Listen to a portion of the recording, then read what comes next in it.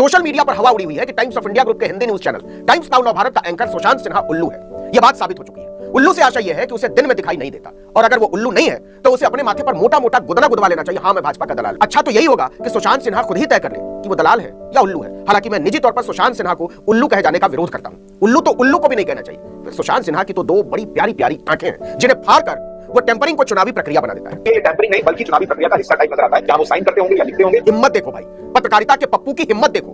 वो कह रहा है कि भारत की सबसे ऊंची अदालत के सबसे ऊंचे जजों को जो नजर आया वो तो है ही है। पत्रकारिता के पप्पू सुशांत सिन्हा को जो आता है उसको सच माना जाए। इस वीडियो को टेम्परिंग का वीडियो कहना मुझे तो उचित नहीं लगता। अच्छा तो तुम्हारे उचित न लगने से टेम्परिंग जो है वो सत्यवादी राजा हरिश्चंद्र की करतूत में बदल जाएगी, और तुम्हारी भड़ैती जो है पत्रकारिता के विमर्श में बदल जाएगी। तुम्हारे ही शब्दों में गजबे है। अगर वो टेम्परिंग कर रहे होते तो का क्या मतलब? चीफ जस्टिस ऑफ इंडिया मजाक है क्या पप्पू भाई? उन्होंने कहा कि यह टेम्परिंग नहीं, लोकतंत्र की हत्या है।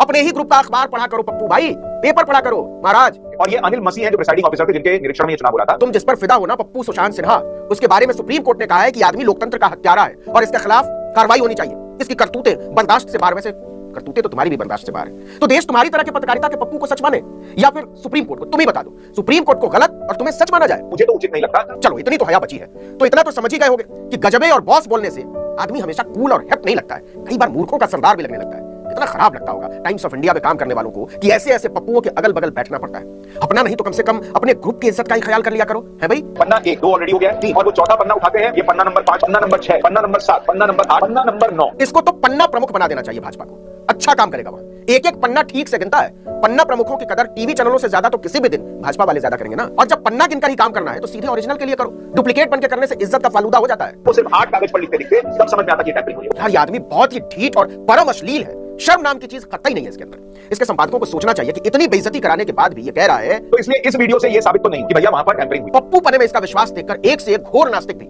ईश्वरवादी हो जाए कि भाई कोई तो अदृश्य शक्ति है जो उल्लुओं को भी इतने भयानक आत्मविश्वास से लबरेज रखती है। नहीं तो यह संभव नहीं है कि दोनों आंखें सही सलामत होने के बावजूद कोई इतनी ढिठाई पर उतर आए।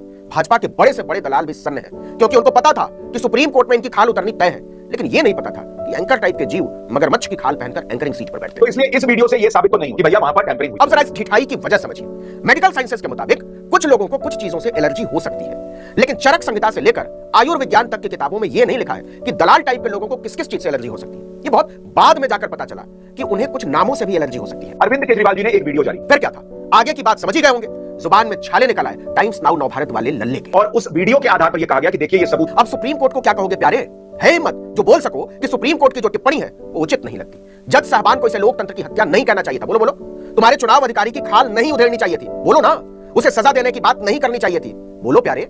मांगोगे माफी अपनी गंदी अश्लील करतूत पर? इतनी बात उचित लगती है या नहीं? मुझे तो उचित नहीं लगता। पता था, अच्छी तरह पता था कि बेशर्मों का अलग से गांव नहीं होता, वो हम ही लोगों के बीच घुल मिलकर रहते हैं। लिख कर ले लीजिए कि टाइम्स ऑफ इंडिया ग्रुप को आगे भी बेइज्जत करवाता रहेगा। ग्रुप के सभी लोगों को पत्रकारिता का यह पप्पू बहुत बहुत मुबारक। पन्ना 1 2 ऑलरेडी हो गया है, और वो चौथा पन्ना उठाते हैं। ये पन्ना नंबर 5, पन्ना नंबर 6, पन्ना नंबर 7, पन्ना नंबर 8, पन्ना नंबर 9। पत्रकारिता के पप्पू भाई बता रहे हैं कि कितने पन्नों में मेरे कुकर्मों का इतिहास लिखा जाए।